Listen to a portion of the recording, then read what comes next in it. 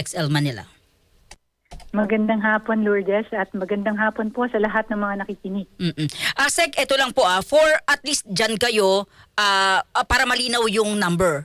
Ilan po lahat, base ho sa inyong data, yung mga kababayan po nating nainganyo na sumabak sa giyera sa Russia at Ukraine?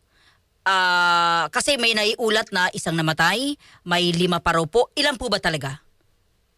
Okay, so wala tayong tiyak na bilang kung ilan ang Pilipino na naandun sa conflict na yon. Ang meron ng DFA sa kasalukuyan ay 5 active requests for assistance involving Filipinos fighting in this conflict. So hindi po namin maibibigay yung mga pangalan at mga detalye at the request of their families. In addition to the 5, there is also Mr. Raymond Gumangan. Kumpirmado po na siya ay prisoner of war sa Ukraine. At recently, kumpirmado rin po na may isang Pilipino na namatay sa conflict na ito. Okay, Asek. May 5 active requests sa inyong pamilya regarding this. May isang nagsalita nga po sa social media, si Ginoong Gumangan, plus may isang namatay. So, 8, 7 lahat. Opo. Okay. Paano po yung 24 na sinasabi po ng DMW na hinahanap po nila kasi possible na nasa ghost ship ng Russia? Opo, kasalukuyan pong vina-validate ngayon ng DMW yung mga identities at deployment records ng mga seafarers. Hindi pa ho natin to pwedeng sabihin na konektado rin po sila sa ating pinag-uusapan ngayon. Ibang issue po yung seafarers. So sila po ay crew member ng mga vessels na iyon, but still for validation ng DMW. Opo. Asik, hindi ba natin pwedeng i-correct nyo lang po ako, Hindi ba pwedeng ilagay ito na mga biktima ng human trafficking? Yung 7 ito? Tinutulungan po namin sila ngayon in that context, na victim sila ng mapanlinlang na job offers.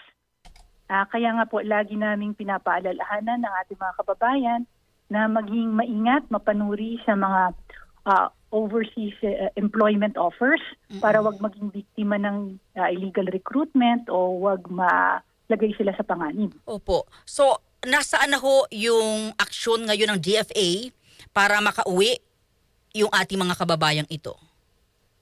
In terms of assistance po, we are already coordinating with the authorities of both sides at maging sa Red Cross. However, this is a complicated process. The Filipino fighters are in war zones.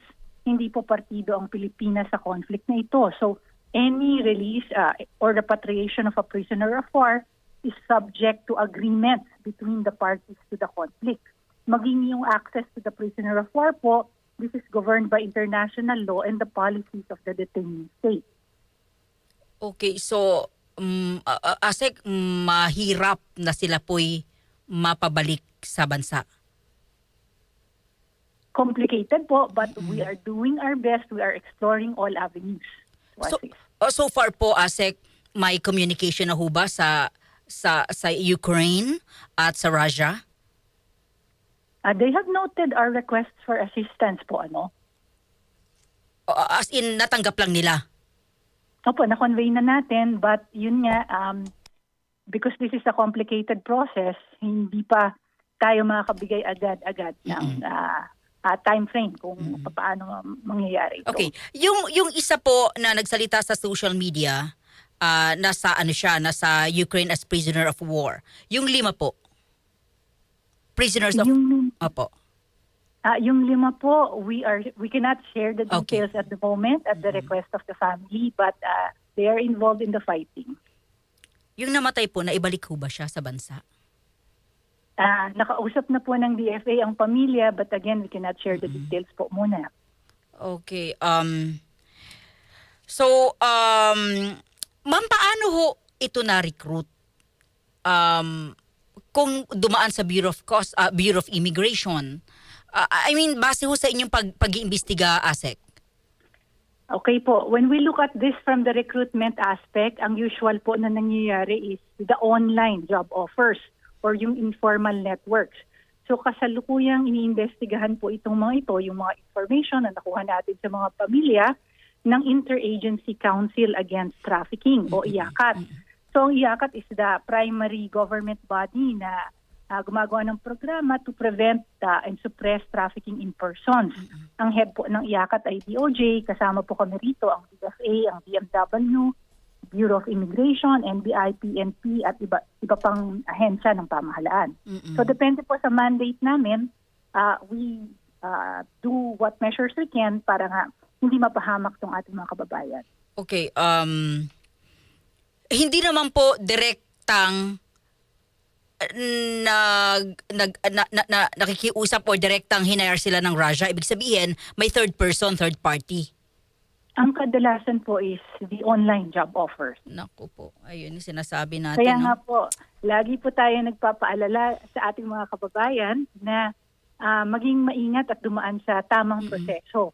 Mabuti pa rin kung meron silang agam-agam or yung mga offer na too good to be true, mabuti pa rin na i-verify nila sa DMW yung job offer, yung mga recruiter o yung employer.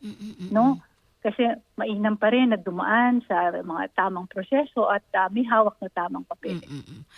Kumusta na ho yung anim, ASEC? I mean, kung may naipadala kayo, kumusta yung kalusugan nila? Kumusta ho sila? Hindi po natin masasabi, no? Gaya nga ng nasabi ko, wala muna kami detalye mabibigay.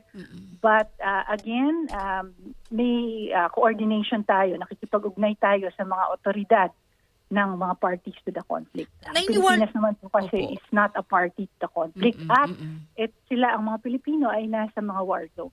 Oo. ASEC, nainiwala ho ba kayo or may possibility na hindi lang po sila, hindi lang po itong numbers na ito, baka marami pa o may iba pa? Ang recruitment po kasi is nangyayari hindi lamang sa Pilipinas, sa iba't ibang lugar po. So, posible po. But again, paulit-ulit po tayo, mag-ingat po yung ating mga kababayan. Mahirap po sa maklolo dito sa mga conflict areas. Pero may ginagawa naman po yung DFA, ano po? Opo, nakikipag-ugnayan po tayo sa mga otoridad. But sabi ko nga, it's a complicated process. Oo. ASEC, bago ko ho kayo bitawan, kumusta na ho ang kaso ni Ginoong Roque, Harry Roque at ni Ginoong Zaldico? May latest ho ba mula sa DFA? Wala po kaming bagong update na mamibigay. Yung sa case po ni Mr. Ko, inuulit lang po namin yung panawagan ng DILG na kung merong impormasyon na alam ng ating mga kababayan, ipaalam po sa amin. At kung may natanggap naman kami, ipaalam natin sa ating mga law enforcement authority. Sino ba talaga, ASEC, para malinaw lang, sino po talaga yung dapat gumawa ng move? Kasi sabi ng DILG, nasa inyo na raw yung bola eh. Nagsalita na rin po kami tungkol dyan.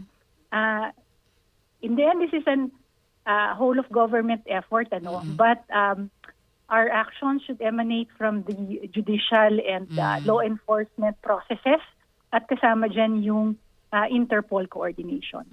Ano po ang stand naman ng DFA sa umiinit na usapin sa pagitan po ng ating mga opisyal at ng ilang opisyal ng China? Siguro po, Ms. Lourdes, subject na lang yan ng ibang interview. Okay. Kasi meron po tayong bagong spokesperson on maritime affairs. The DFA has a new spokesperson for maritime affairs, si Mr. Rogelio Villanueva. ASEC, maraming salamat at nakaantabay kami sa ilang mga balita pa rin sa ating mga kababayan dyan sa Russia at Ukraine. Mabuhay kayo, ASEC. Good afternoon. Maraming salamat, Ms. Lourdes.